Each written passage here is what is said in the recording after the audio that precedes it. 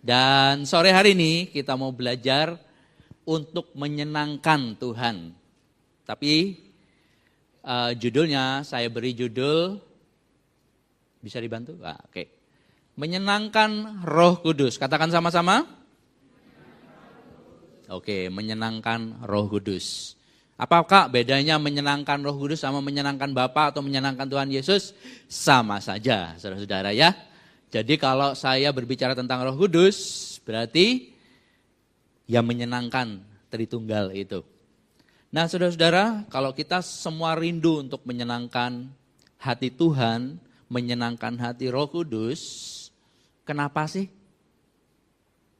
Kenapa kita mesti menyenangkan hati Roh Kudus? Roh Kudus itu siapa sih? Mungkin ada yang baru pertama kali ikut ibadah ini dan tidak tahu siapa sih Roh Kudus itu. Ya. Tapi saya percaya sebagian besar pasti udah tahu. Ya. Saya kasih tahu dulu bahwa siapa Roh Kudus? Roh Kudus dinamakan kalau dalam bahasa aslinya, di dalam bahasa Perjanjian Baru, itu memakai kata parakletos.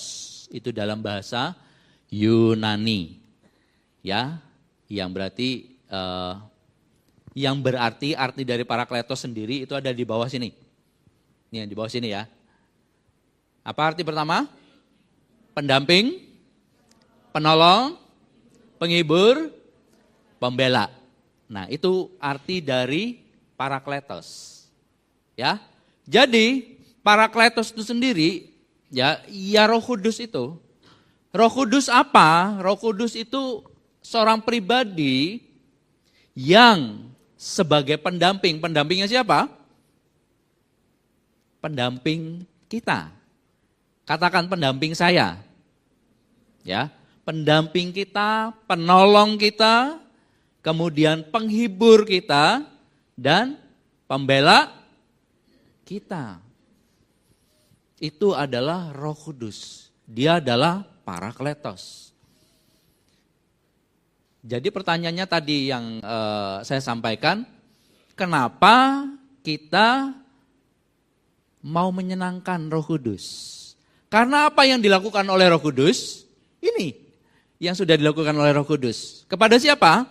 Kepada saudara dan saya. Kasih tahu kiri kanan belakangnya. Roh Kudus melakukan pendamping, penolong, penghibur atau pembela buat kamu. Coba kasih tahu.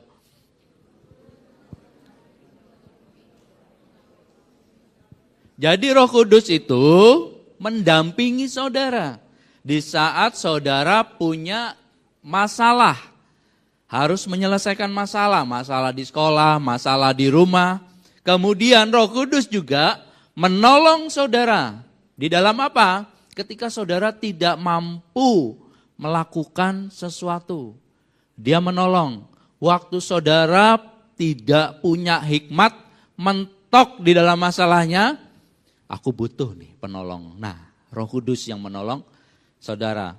Kemudian ketika saudara lagi berduka, lagi kecewa, putus asa. Di sini belum ada yang pacaran kan ya? Atau sudah ada? Habis diputus pacarnya lalu kecewa gitu kan.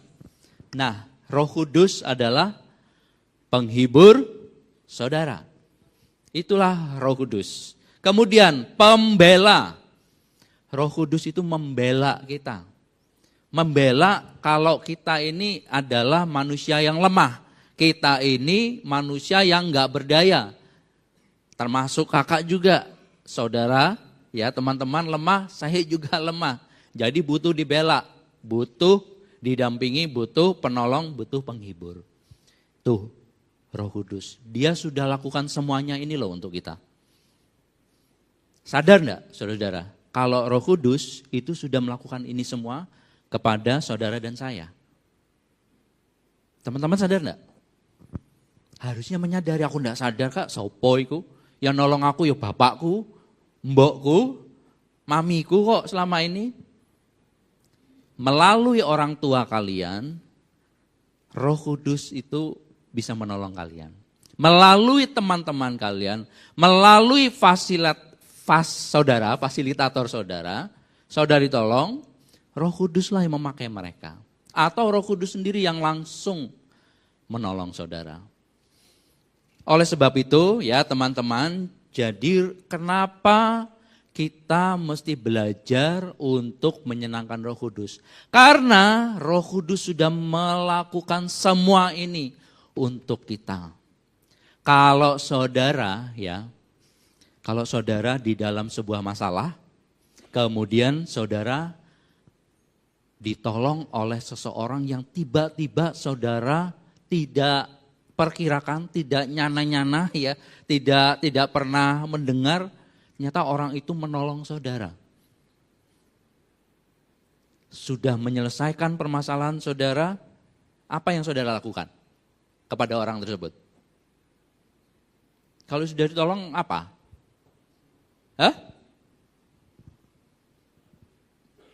Terima kasih ya, betul enggak? Saya thank you buat orangnya, thank you ya sudah nolong aku. Ban sepeda aku bocor, gitu kan. Terus ditolong sama orang itu, ya tak tambalkan. Wah ternyata aku bisa bersepeda lagi, saya thank you ya. Kamu butuh apa? Kamu kan sudah nolong aku, nambalkan ban sepeda aku. Kamu butuh apa? Nanti tak kasih makanan ya, tak traktir ya. Misalnya ya teman-teman. Jadi saudara seperti imbal baliknya untuk menyenangkan seseorang yang sudah menolong saudara. Ngerti ya sampai sini ya? Jadi kenapa kita sekali lagi mau menyenangkan Roh Kudus? Karena kita sudah didampingi, sudah ditolong, sudah dihibur, sudah dibela sama Roh Kudus. Gitu teman-teman. Nah sekarang kita berlanjut, bagaimana menyenangkan Roh Kudus itu gimana sih? Nah kakak mau kasih tips-tips praktisnya aja pada sore hari ini. Yang pertama, untuk menyenangkan Roh Kudus, yaitu hidup di dalam kekudusan. Katakan sama-sama, 1, 2, 3. Kita mesti belajar hidup di dalam kekudusan. Teman-teman yang sudah ikut disciple atau yang sedang ikut disciple, kemudian sudah percaya dan diselamatkan oleh Tuhan, ya, saudara ini dikuduskan oleh Tuhan menjadi umat yang sudah bersih di hadapan Tuhan. Kenapa? Karena Yesus sudah tebus kita. Oleh sebab itu, sebagai umat yang sudah kudus ini, kita harus hidup di dalam kekudusan. Maksudnya seperti ini. Kita sebagai warga Indonesia, warga Surabaya lah misalnya gitu ya, paling gampang. Warga Surabaya, kita harus berperilaku atau mengikuti aturan yang ada di kota Surabaya. Kalau kita di Indonesia juga sama. Kita warga Indonesia hidup sebagai sebagai warga Indonesia. Ada aturannya di Indonesia, ya kita mengikuti. Sama kita sebagai orang yang kudus, kita harus hidup di dalam kudusan karena kita ini warga kerajaan Allah. Kita sudah diselamatkan, kita masuk dalam kerajaan Allah.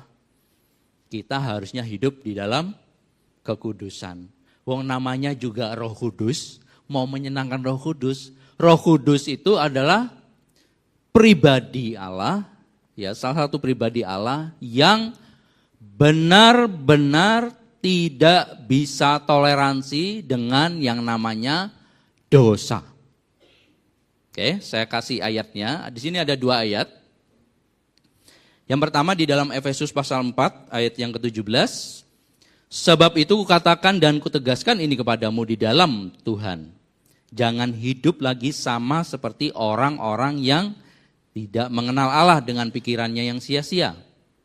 Lanjut di pasal yang sama, di ayat yang berbeda, ya di ayat 30-nya.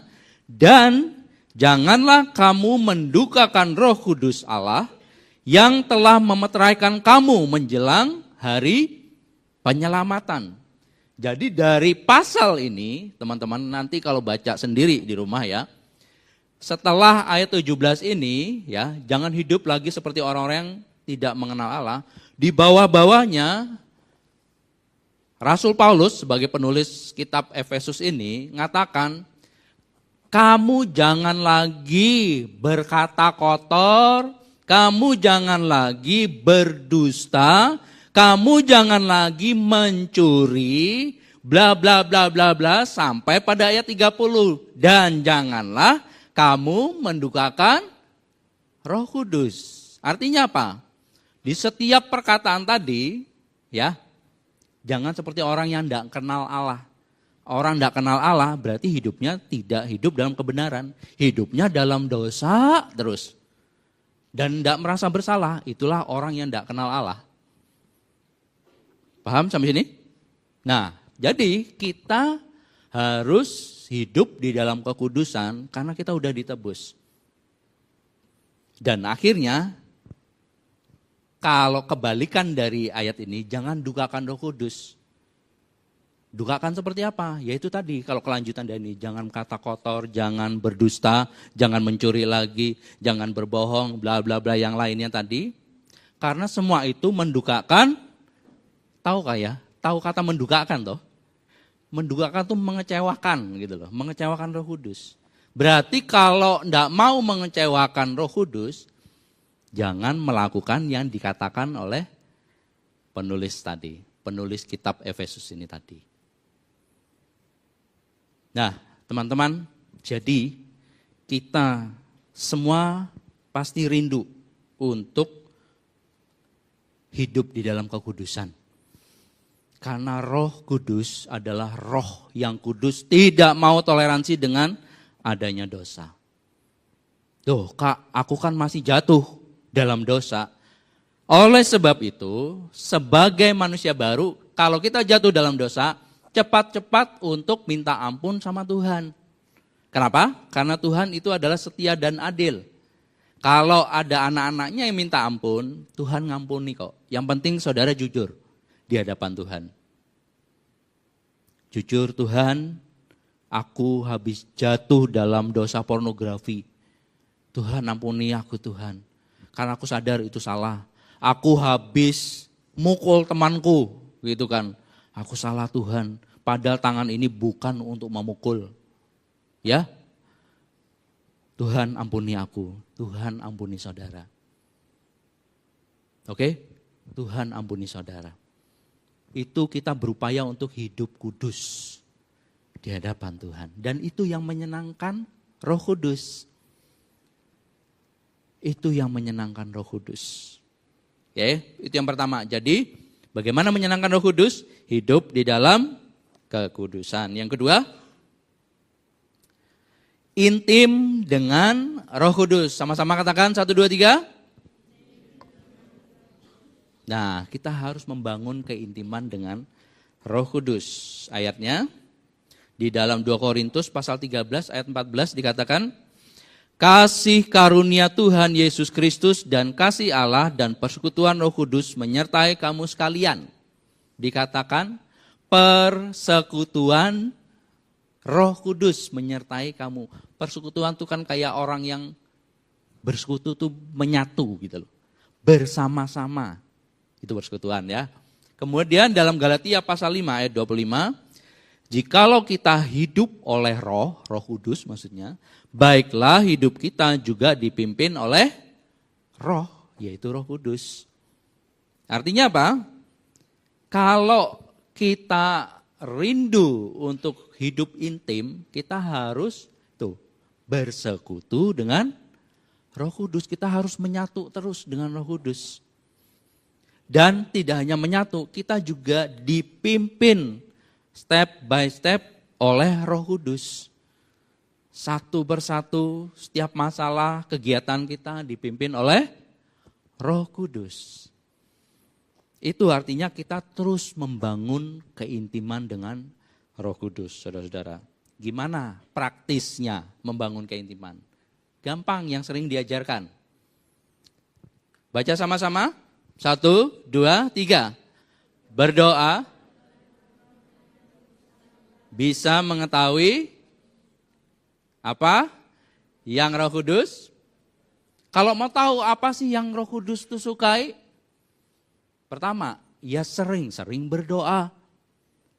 Sering-sering bersekutu, membangun keintiman dengan Roh Kudus, dengan Tuhan sendiri. Kenapa? Dengan kita berdoa, walaupun kita ngomong, kita juga belajar mendengarkan. Kita belajar minta tuntunannya Roh Kudus kan. Nah disitulah kita pelan-pelan bisa memahami, oh Tuhan dia mau ini ternyata. Oh Tuhan tuh mau kalau aku mesti ngampuni temanku yang di bangku sekolah sebelahku itu loh. Harus ngampuni dia ternyata. Kita tahu dari waktu kita berdoa. Begitu juga ketika kita merenungkan firman. Sudah enggak usah repot-repot, susah-susah. Kalau mau tahu kehendak Tuhan, kalau mau tahu apa yang Roh Kudus sukai, baca firman Tuhan. Itu dia menuntun kita di situ. Baca firman-Nya, Tuhan apa yang harus aku lakukan? Firman-Nya menuntun kita pelan-pelan. Kamu lakukan ini. Kayak tadi yang firman tadi itu. Jangan kamu lagi berbohong. Jangan lagi kamu menipu. Jangan lagi kamu mencuri. Nah, itu yang Roh Kudus maui untuk kita lakukan. Jangan melakukan hal-hal yang mendukakan. Itu adalah kemauannya Roh Kudus. Ya, itu yang menjadi kemauannya Roh Kudus. Kita mesti dipimpin. Kita harus diarahkan oleh Roh Kudus. Ke arah mana? Harus ke kanan, harus ke kiri. Harus memutuskan ini, Roh Kudus yang menolong kita. Dan bukan kehendaknya kita, tapi kehendaknya Roh Kudus yang memimpin kita. Ya teman-teman, jadi saya mendorong teman-teman sampai sekarang ini, sampai besok dan selama-lamanya, kuatlah di dalam berdoa. Kuatlah di dalam merenungkan firman Tuhan. Jangan diupayakan untuk jangan absen. Ya teman-teman, supaya apa? Supaya semakin hari, semakin kita tahu apa yang Roh Kudus sukai. Apa yang Roh Kudus tidak sukai. Taunya melalui doa dan firman. Kalau teman-teman gak pernah lakukan dua ini, saya yakin gak pernah tahu yang namanya apa yang disukai oleh Roh Kudus. Apa yang tidak disukai oleh Roh Kudus gak pernah tahu. Hanya melalui ini. Teman-teman bisa tahu. Hanya melalui ini. Hanya berdoa, firman, doa, firman, doa, firman. Roh Kudus tuh hebat loh. Ya, Roh Kudus tuh benar-benar mau memimpin kita, mau menuntun kita. Dia mau sungguh-sungguh, ya. Kalau misalnya nih, teman-teman menghadapi ujian nih, ini paling inilah ya, karena teman-teman kan masih sekolah ya rata-rata kan. Itu anak kakak Kaleb itu, sekarang enggak ada ya, lagi ikut camp ya, mumpung ikut camp, jadi kakak ceritakan aja. Itu kalau udah ujian besok ya, atau minggu depan, waduh dia sudah di rumah itu, biasanya sudah mulai tegang. Kemudian yang biasanya dia santai, dia banyak mikir. Karena kamarnya di belakang, dia kadang-kadang ngomong, stres aku, gitu katanya. Aduh, kenapa? Kaleb kenapa? Dia pertama diam, kemudian, kenapa Kaleb? Kamu kok tegang gitu? Ya besok aku tes. Tes apa? Mandarin misalnya, karena ada pelajaran Mandarin. Waduh, apa ya, banyak bahannya. Terus besok apa lagi? Besok fisika, besok lagi matematika. Ya sudah Kaleb, ya sebagai papanya, apa yang papa bisa bantu gitu kan. Selain itu, saya arahkan dia untuk ayo Kaleb, andalkan Roh Kudus saja. Ayo berdoa, bawa dalam doa supaya Kaleb enggak khawatir. Supaya Kaleb Yakin ketika menghadapi ujian tes itu, yakin. Kan disuruh kakak-kakak fasilitatornya untuk bangun hubungan intim saat teduh, berdoa toh? Ya, katanya. Ya sudah, lakukan aja.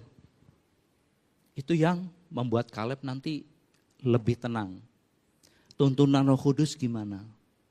Waduh, belum PR-nya, belum ujiannya. Mesti kayak gitu. Siapa di sini yang kalau ngadepi ujian langsung kudu stres gitu? Nggak usah angkat tangan ya, pasti semua kayak gitu. Saya yakin, ya kan? Ya kakak juga waktu sekolah ya kayak gitu, sama ya. Kakak-kakak di sini juga waktu sekolah seperti itu, kuliah juga seperti itu, sama. Tapi kalau kita kuat intim dengan Tuhan, Tuhan tuh kasih ketenangan loh buat kita. Amin. Tuhan itu kasih kekuatan dan kasih hikmat buat kita. Pokoknya belajar aja, belajar, berdoa. Kaleb tadi belajar, usahakan Leb, maksimal aja Leb. Belajar, nanti setelah itu kakak bersama istri ya, kemudian adiknya Kaleb, yuk kita berdoa sama-sama, kita masih berkeluarga, kita doa sama-sama. Kalau Kaleb ujian, yang adik namanya Kim ini juga, aku juga tes besok, ya ayo kita berdoa. Nah, disitulah ada kekuatan, disitulah ada hikmat. Doanya kan minta hikmat supaya ketika tes bisa lancar menjawabnya. Kaleb harus ingat firman Tuhan. Roh Kudus itu menyertai. Roh Kudus itu menolong. Tadi kan Roh Kudus itu mendampingi. Mendampingi itu apa toh? Mendampingi itu kalau tadi Parakletos itu ada yang namanya Parakletos itu kan ada nama para ya di depannya. Para itu kayak orang ada di samping. Di samping tapi terus ada bersama dengan kita nih, kayak saya bawa ini ya pointer nih ya. Kemanapun saya berada, ini pointer selalu ada dengan saya. Nah, itu namanya para. Di samping, selalu ada. Itulah Roh Kudus buat saya dan saudara. Makanya bangun keintiman dengan Tuhan. Kasih tahu kiri muka belakangnya, mesti intim dengan Tuhan. Oke? Coba tanyai, sudah berapa lama kamu tidak berdoa? Sudah berapa lama tidak saat teduh? Nah, saudara-saudara ya, jadi kita mesti belajar untuk intim dengan Tuhan. Kemudian tadi hidup dalam kudusan, kemudian intim dengan Roh Kudus. Yang ketiga, gimana caranya menyenangkan Roh Kudus? Baca sama-sama, 1, 2, 3. Katakan taat. Katakan taat. Nah, taat dengan tuntunan Roh Kudus. Ini ada satu ayat yang penggalan cerita ya teman-teman ya. Dikatakan, sebelah sini. Penggalan cerita. Dikatakan di KPR itu Kisah Para Rasul ya, kakak persingkat aja. Kisah Para Rasul pasal 16 ayat yang ke-6. Dikatakan, mereka melintasi tanah Frigia dan tanah Galatia karena Roh Kudus mencegah mereka untuk memberitakan Injil di Asia. Siapa ini mereka? Kalau teman-teman baca sendiri di Kisah Para Rasul 16 ini, mereka adalah Paulus dan Silas. Ya, kita tahu bahwa Paulus itu adalah salah satu anggota dari murid, walaupun tidak langsung dimuridkan oleh Tuhan Yesus. Seorang rasul yang sudah menulis banyak kitab di kitab kita, dia adalah Paulus. Nah, kenapa Paulus dicegah untuk tidak memberitakan Injil di Asia? Ya mungkin karena Roh Kudus tahu, kalian jangan memberitakan dulu di Asia. Bukan tidak boleh memberitakan Injil, bukan. Tapi jangan di sini dulu, di sana dulu, kayak gitulah ceritanya. Roh Kudus tuh menuntun mereka untuk melakukan yang Roh Kudus tuh mau. Dan mereka taat. Seperti yang dikatakan ini, mereka melintasi tanah Frigia. Karena apa? Roh Kudus yang mencegah. Roh Kudus yang tidak bolehkan mereka untuk datang memberitakan Injil di Asia. Berarti mereka taat kan? Mereka mau untuk melewati Asia dan menuruti apa yang dikatakan Roh Kudus. Dan ceritanya cukup panjang gitu ya. Intinya di sini bahwa Paulus dan Silas mau untuk taat kepada Roh Kudus. Poinnya kan yang terakhir adalah taat tuntunan Roh Kudus. Dan itulah yang menyenangkan Roh Kudus, teman-teman. Selain hidup dalam kudusan, selain intim dengan Tuhan, yang terakhir kita mesti taat. Kalau sudah intim, tahu apa yang menjadi kesukaan dari Roh Kudus, ya kita akhirnya melakukan apa yang disuruh oleh Roh Kudus. Apa yang dituntun oleh Roh Kudus. Teman-teman, kakak ingat, kakak ini kan pelayanan di penjara. Ya, pelayanan di penjara itu sebulan, ini dari Krispan nih, dari tim Krispan. Kami ada 5 orang, itu sebulan 2 kali. Ya, Rabu kedua dan Rabu keempat. Kemudian suatu ketika, ini kakak pernah cerita di ibadah umum ya, di sini belum. Ketika kami melayani di penjara itu, ya seperti ibadah, ruangnya mungkin 1/4 dari sini, mungkin sebesar ini aja ya. Kami beribadah dan biasanya tidak ibadah aja, setelah ibadah kami karena pemuritan, ya visi gereja kita kan memuridkan. Dan setelah ibadah kami kelompokkan mereka, kelompok dan tim Krispen yang memimpin. Nah, salah satu dari anggota kelompok saya itu ada yang namanya Pak Arif. Orangnya besar, saudara. Kalau jalan kayak gini, saking gedenya ya. Nah, Pak Arif ini, saudara-saudara, kalau mau tahu, dia ini sudah masuk dan keluar dari penjara sudah 17 kali. Ada yang pernah tahu keluar masuk penjara sebanyak itu? Saya baru nemukan tuh. Kami pelayanan di Lapas Sidoarjo. 17 kali. Baru pas hari itu dia baru mengikuti ibadah. Karena beliau ini kan dari seberang, tahu ya? Dari Fokus, agama Fokus. Nah, mereka ikut. Nah, satu namanya Pak Arif ikut. Ketika ikut kelompok saya, dia cerita. Oke, waktunya kita gantian cerita gitu kan. Nyeletuklah temannya yang satu sel ini. Pak, itu Pak Arif. Oh ya, selamat datang Pak Arif, selamat bergabung gitu kan.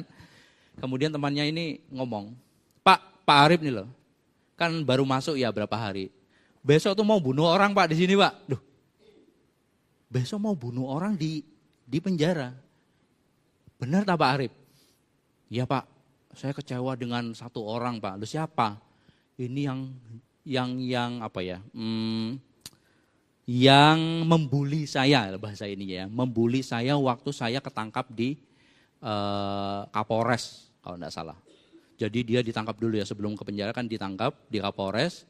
Ketemu juga napi-napi di sana, dia tuh dibully, dijelek-jelekan, dia tersinggung. Nah orangnya ini karena suka berkelahi, sudah karena gede, tato tuh udah sampai tangan, sudah sampai sini, tato-tato semua. Dan Pak Arif ini pingin bunuh, dan kebetulan orang yang di Kapolres tadi, yang bully-bully tadi, mau masuk di Lapas Sidoarjo juga. Jadi kalau besok ketemu, Pak saya sudah siapkan alat-alat Pak di bawah kasur saya. Apa Pak? Senjata tajam. Saya nggak peduli Pak, saya udah sakit hati sama dia. Besok beneran Pak, orangnya benar mau masuk sini. Saya langsung mau bunuh dia. Kamu sebelumnya pernah bunuh orang? Sudah Pak. Jadi sudah biasa saudara untuk bunuh orang. Berapa orang yang mati? 3 orang Pak yang sudah mati. Dia ini kasusnya malah ini loh, sabung ayam itu loh saudara ya. Judi ayam bertarung itu loh. Tapi yang namanya mencuri, begal orang itu biasa sudah buat dia. Mencuri dengan senjata udah biasa. Dan itu ketemu saya. Waduh bagaimana ya? Kamu beneran tak mau bunuh dia? Iya Pak, enggak tahu Pak. Saya pikiran mau bunuh tapi hati kok enggak tega. Tapi apa yang harus saya lakukan Pak? Saudara bayangkan, kami di sana tuh terbatas waktu dari jam 9 sampai jam 11. Jam 11 mau tidak mau selesai tidak selesai kamu harus keluar. Ya karena kan di penjara. Di napi-napi kayak gitu. Oke, satu-satu ini dulu ya cerita. Tadi dapat apa cerita. Nah saudara, menjelang tinggal 5 menit kami harus keluar. Harus keluar meninggalkan penjara ya. Dan Pak Arif ini terakhir, gimana caranya?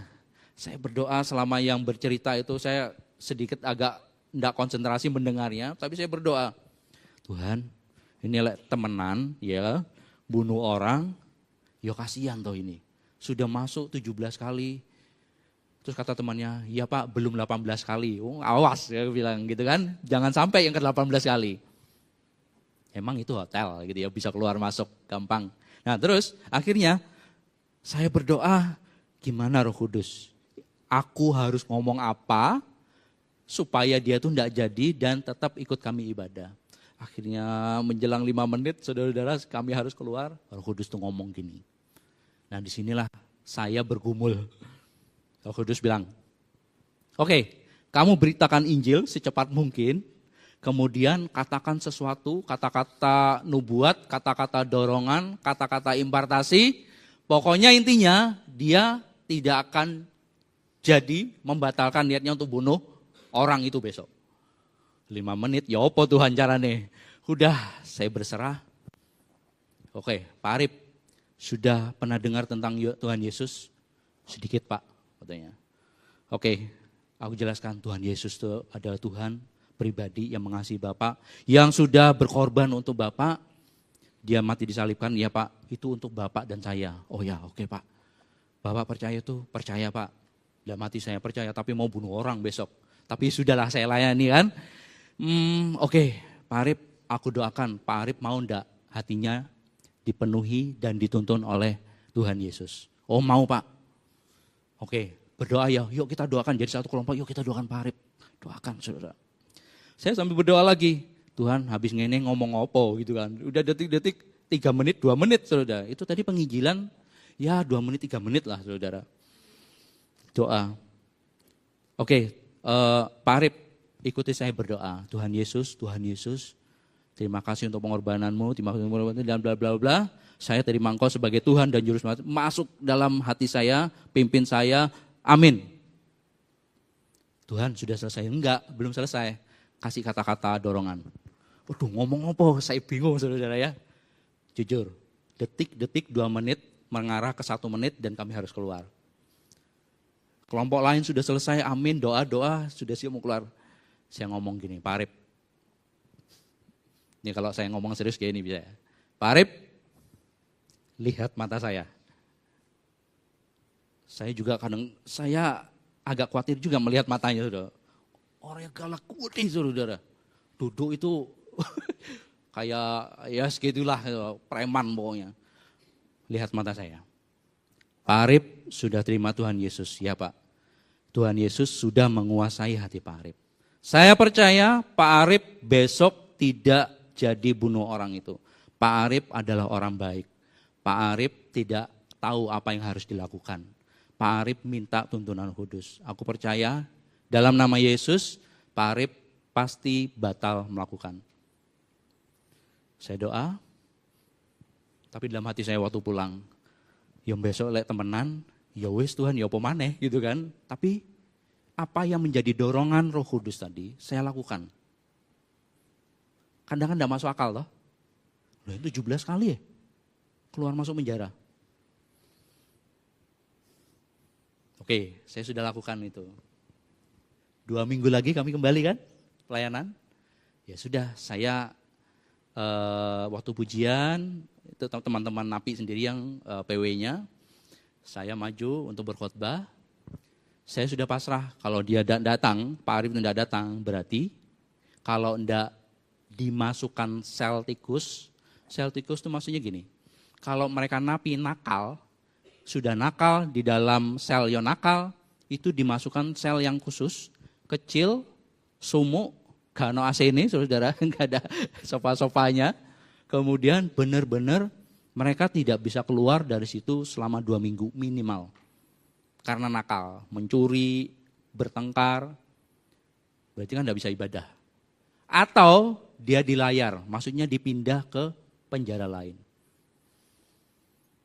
Saya khotbah berdiri. Selamat pagi teman-teman. Saudara tahu, ternyata Pak Arifnya duduk di belakang saudara. Waduh, sebentar, ini pertama curiga saya. Ini kalau memang benar membunuh orang, berarti ada kasih karunia tidak masuk sel tikus. Yang kedua, ya tidak jadilah kayak gitu. Oke, udah saya khotbah segala macam, berkelompok. Berkelompok kan cerita-cerita kan, kamu dapat apa tadi di khotbah, kamu dapat apa, internalisasi itu loh, kayak di disciple. Waktunya Pak Arif, baru ingat, oh iya, Pak Arif mau bunuh orang 2 minggu lalu. Pak Arif, ya Pak, ya apa cerita nih? Jadi tak bunuh orang kemarin di 2 minggu lalu. Pak, haleluya puji Tuhan. Enggak jadi Pak, aku enggak jadi bunuh orang. Loh kenapa? Enggak tahu waktu aku ketemu dia. Ya, nih saya cerita apa adanya, saya enggak poles-poles cerita. Waktu saya ketemu orangnya, saya datangin orangnya tanpa alat yang dia mau bunuh loh ya. Enggak jadilah. Saya datang, kemudian saya salami orangnya. Mas, aku tahu kamu mengecewakan aku kecewa. Tapi wes yo, sampai sini aku udah ngampuni kamu. Dia bilang aku udah bertobat katanya. Aku ndak akan apa-apakan kamu. Tapi wes yo, sampai sini. Wes mari, tinggal. Gitu saudara. Dan setelah ketemu saya, kenapa Pak Arif bisa gitu? Nggak tahu Pak. Kan waktu itu kan pikiran sama hati bertentangan terus. Hati tidak tega, pikiran bunuh. Pikiran bunuh. Tapi waktu Pak Bayu ngomong ke saya, itu saya bingung Pak. Saya gelisah, tapi saya juga berdoa. Tuhan Yesus, kalau Engkau benar-benar nyata, Kau pasti kuatkan saya dan membatalkan niat saya. Benar-benar batal saudara. Tidak jadi bunuh orang itu. Teman-teman, bukan karena saya. Saya hanya dituntun untuk berdoa dan ngomong ke Pak Arif itu. Pak Arif pasti tidak jadi. Nyata benar-benar tidak jadi. Itulah mujizat Tuhan. Itulah tuntunan Roh Kudus. Kalau teman-teman mau taat, lakukan aja. Apa yang Tuhan tuntun, lakukan aja. Pasti ada mujizat yang terjadi. Amin. Pasti ada kekuatan yang terjadi. Pak Arif 17 kali keluar masuk penjara. Bisa berubah loh teman-teman. Teman-teman, bisa berubah enggak? Bisa berubah. 17 kali itu bisa berubah loh teman-teman.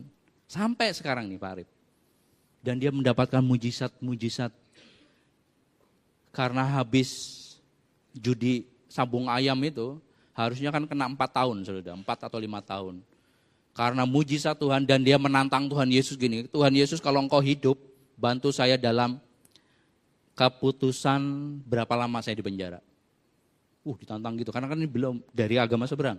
Ditantang kayak gitu Tuhan Yesus, beneran. Ternyata waktu diputuskan, yang harusnya 4-5 tahun, keputusan terakhir katanya, jadi 1 tahun plus 4 bulan. Waktu di sidang 1 tahun 4 bulan, langsung dia menjoget-joget di ruang sidang itu saudara. Dia mau nyatakan, Tuhan Yesus ternyata benar-benar ada Pak ya. Iya, benar-benar ada pancene. Pancene Tuhan Yesus itu hidup dan buat mujizat kepada Pak Arif. Saya bersyukur teman-teman sampai sekarang setia banget. Pak, saya ini cuma berdoa, enggak bisa baca Alkitab. Ya pacarnya, ya udah saya ajarin gimana. Setia sampai sekarang. Bisa berubah. Tuntunan Roh Kudus di sela-sela terjepit, gak apa-apa, taat aja saudara. Taat aja. Oleh sebab itu, yuk kita belajar peka sama Tuhan. Jadi apa aja tadi? Gimana caranya menyenangkan Roh Kudus? Yang pertama, hidup dalam kekudusan. Yang kedua, intim dengan Tuhan. Yang ketiga, taat pimpinan Roh Kudus. Ada kutipan, 2 kutipan terakhir. Orang yang sungguh hidup dipimpin Roh Kudus tidak akan mungkin menikmati dosa. Iya dong, karena dia adalah Roh Kudus, ya. Tidak mungkin menikmati dosa. Sebab hatinya terus diarahkan untuk menyenangkan Tuhan. Bukan memuaskan diri sendiri. Semakin taat kita kepada gerakan Roh Kudus, semakin jiwa kita akan bertumbuh dalam kebebasan. Tidak ada rasa tertuduh, tidak ada rasa mencekam, nggak bisa berubah. Aku kok nggak bisa berubah gini-gini terus sebagai anak muda. Teman-temanku berubah, teman-temanku sudah jadi pemimpin, aku nggak layak, nggak. Makanya ikut tuntunan Roh Kudus.